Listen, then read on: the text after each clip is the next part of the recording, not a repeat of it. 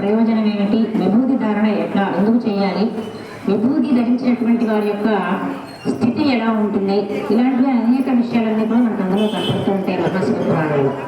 అలా ఒక్కొక్క కథని ఒక్కొక్క విశేషాన్ని మహర్షి చెప్తూ ఈ మహర్షులందరూ వాళ్ళ మాట అడిగారు, మాకు ద్వాదశ జ్యోతిర్లింగముల యొక్క ఆవిర్భావం ఎలా జరిగింది, వాటి వెనక ఉన్నటువంటి కథ ఏమైనా ఉందా, ఇంకా వాటికి సంబంధించినటువంటి విశేషమైనటువంటి ఆ దివ్య మహిమలన్నీ కూడా సవిస్తరంగా చెప్పండి అని చెప్పి మహర్షులందరూ కూడా అడిగితే ఆ కథ అంతా కూడా చెప్తున్నారు మహర్షి.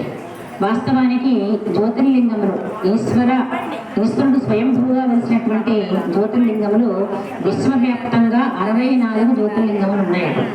అయితే మనకు భారతదేశంలో అది కొన్ని కారణాల వల్ల వేరే దేశంలో కొన్ని అష్టాదశ శక్తిపీఠములు ఇవన్నీ కూడా వేరే ఉన్నప్పటికీ కూడా పూర్వకాలము అఖండ భారతదేశం కాబట్టి భారతదేశంలోనే 12 జ్యోతిర్లింగములు ఇక్కడ ఏర్పాటైనాయి. స్వామి స్వయంభూగా వచ్చేసినటువంటి 12 జ్యోతిర్లింగములు. ఇట్లాగే శక్తిపీఠములు కూడా మనకు తెలిసినవి 18